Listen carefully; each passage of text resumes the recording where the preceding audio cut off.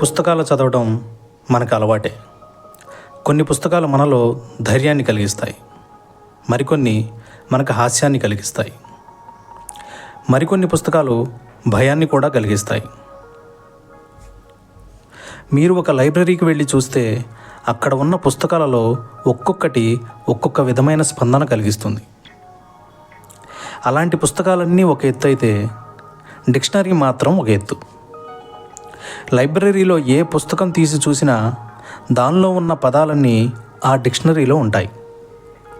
ఒక్క పుస్తకం కాదు, లైబ్రరీలో ఉన్న వేల పుస్తకాలు, వాటన్నిటిలో ఉన్న అన్ని పదాలు డిక్షనరీలో ఉంటాయి. అసలు మనం పుస్తకం చదువుతున్నాము అంటే డిక్షనరీలో ఉన్న పదాలనే చదువుతున్నామని అర్థం.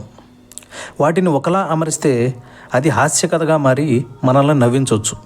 వాటినే మరొకలా అమరిస్తే అది హర్రర్ కథలా మారి భయపెట్టవచ్చు కూడా. సనాతన ధర్మంలోని పరమాత్మ తత్వం కూడా అక్కడ ఉన్న డిక్షనరీ లాంటిదే. అన్ని తత్వాలు పరమాత్మ నుంచి వచ్చినా ఆయనకి ప్రత్యేకమైన తత్వం అంటూ లేదు. క్లేశోధికరస్తేషాం అవ్యక్తాసక్త చేతసాం అవ్యక్తాహి గతిర్దుఃఖం దేహవద్భిరవాప్యతే. మనస్సు యందు అవ్యక్తము పట్ల ఆసక్తి ఉన్నవారికి సిద్ధిపదము చాలా కష్టములతో కూడుకున్నది. అవ్యక్తమును ఆరాధించడం అనేది శరీరబద్ధులైన జీవులకు చాలా కష్టతరమైనది అని ఈ శ్లోకంలో సాక్షాత్తు భగవానే చెప్తున్నాడు. అందుకే ఆయన మన కోసం వివిధ రూపాలలో తనకు తానే వ్యక్తపరుచుకుంటూ వచ్చాడు. యో యో యాం యాం తనుం భక్తః శ్రద్ధయార్చితుమిచ్చతి తస్య తస్యాచలాం శ్రద్ధాం తమేవ విదధామ్యహం.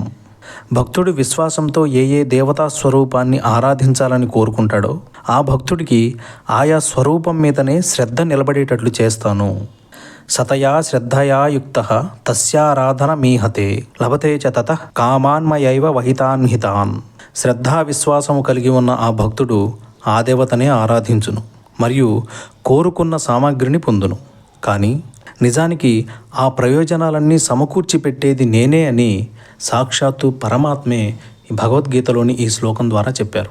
అంతేకాకుండా భక్తులు ఆయన్ని ఎన్ని రకాలుగా ఆరాధించి ఫలితాన్ని పొందుతున్నారో కూడా చెప్పారు. జ్ఞాన యజ్ఞేన చాప్యన్యే యజంతో మాముపాసతే ఏకత్వేన పృథక్త్వేన బహుదా విశ్వతోముఖం. కొందరు జ్ఞాన సముపార్జన యజ్ఞంలో నిమగ్నమై నన్ను చాలా రకాలుగా ఆరాధిస్తారు. కొందరు తమతో అభేదమైన ఏకత్వముగా చూస్తారు. మరికొందరు నన్ను తమకంటే వేరుగా పరిగణిస్తారు. ఇంకా కొందరు నా యొక్క విశ్వరూపము యొక్క అనంతమైన ఆవిర్భావములలో ఆరాధిస్తారు. అంతేకాకుండా భక్తుడు ఆయనకు ఏమిస్తే సంతోషిస్తాడో అనే విషయాన్ని కూడా ఈ శ్లోకంలో చెప్పారు. పత్రం పుష్పం ఫలం తోయం యోమే భక్త్యా ప్రయచ్చతి తదహం భక్త్యుపహృతం అశ్నామి ప్రయతాత్మనః. నాకు ఎవరైతే భక్తితో ఆకు కానీ, ఒక పువ్వు కానీ, ఒక పండు కానీ లేదా నీరైనా కానీ సమర్పిస్తే ఆ స్వచ్ఛమైన మనస్సు గల నా భక్తునిచే ప్రేమతో ఇవ్వబడిన దానిని నేను సంతోషంగా ఆరగిస్తాను.